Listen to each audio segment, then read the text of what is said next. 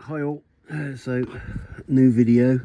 We're still doing the inside of the van, but we found out the noise I kept hearing I think is the clutch. So not sure if you can see in there, it's quite rusty in there, but I think definitely the bearing, release bearing is definitely making a lot of noise. So I think the whole thing just needs changing, and then hopefully the noise will be gone. Otherwise, not sure what it is, as we changed all the tensioners on the timing belt, and the water pump and everything else seems fine. So I think it's that. So yeah, so I need to drain the oil anyway, as it's leaking through the driver's side drive shaft. So I'll get the oil drained first, and then at least I can do that seal while it's all out anyway. Not sure how long this will take and how much I can film, but I'll try and film some bits anyway. Yeah, right, I'll get on. Right, so before I get the gearbox out, I'll finish putting this back in. I thought this might have been the noise because they'd put this bolt here incorrectly in. Well, it wasn't screwed all the way in properly. So basically when you undid it, it took the whole thing out rather than leaving the stud behind. So cleaned it all off, and so you can undo it properly now. Yeah, so this pulls this back out enough now, but I thought it might still be rubbing, so we tried it before with it not on, and the noise is still there. So we know the bearings definitely needs doing on the clutch, so I think that's the noise. Well, hopefully, we'll see. Right, so I've got all the bolts apart from one on the top just to hold it for the moment. It was a pain getting the drive shafts out. I ended up taking the whole hub off on this side, and I got to then did this side, and if I took the top ball joint out, then it was able to come out, so it wasn't as bad. I've got one of these to go on the jack. Well, I've got to swap the jacks over because this one's too tall, and then I'm going to try and get the gearbox out. This is the next day, as it got dark yesterday, so I ran out of time. I think everything's disconnected, ready to go. So see how if it comes out, and if this makes it any easier. Yeah. Alright, so got the gearbox out. The stand didn't work, so I just did it on the jack and then just pulled it out with some straps around it, and then definitely bearing has gone. I mean, it's moving in and out, so yeah, so definitely now's the fun bit. Will be getting it back in, and I'll do this seal here while it's out as well. Heavens have opened up, so I'm not sure if I'll get it back in today or not, but I'll get the clutch over and get the slave cylinder and all that over on this part and get it cleaned up a bit, ready to go in. Right, so the clutch is off. I still had some life in it, but obviously change it for a new one as we're doing it. The flywheel looks alright,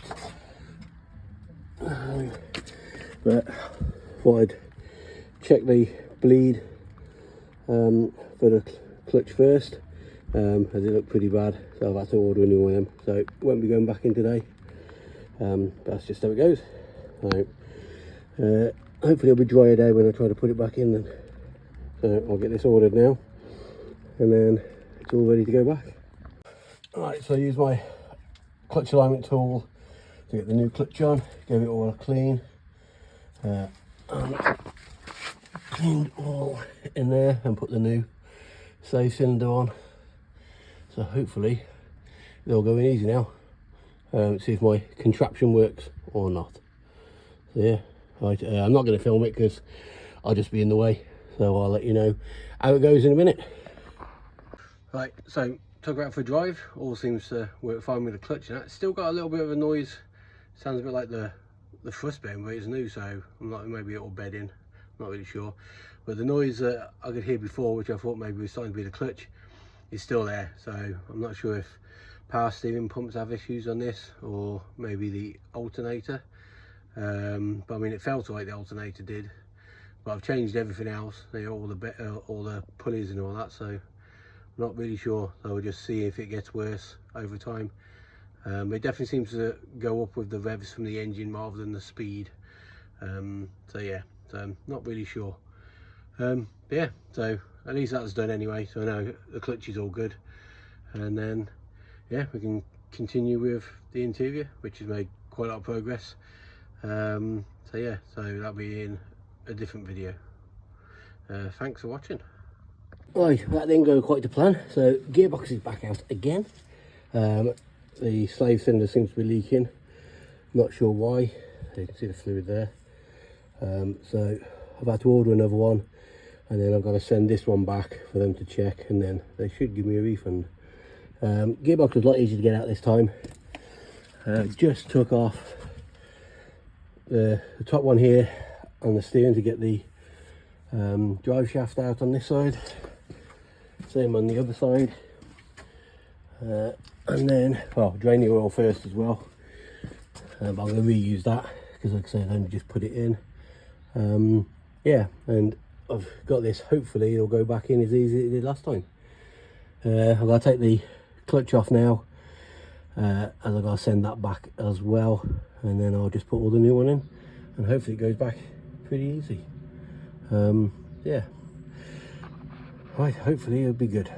We shall see. So this clip shows the leak from the slave cylinder. The reason I had to take it all back out, you can just about see it dripping now.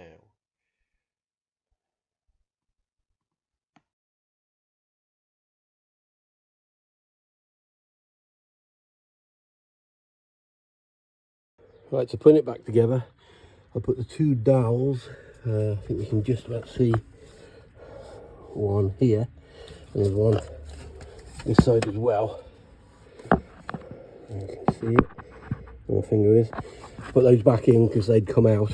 Then I got it in position, hooked it on here instead, still had the jack underneath, and then I lowered and hired the engine so it was at the right angle, and then I got those pins on and it slid straight in.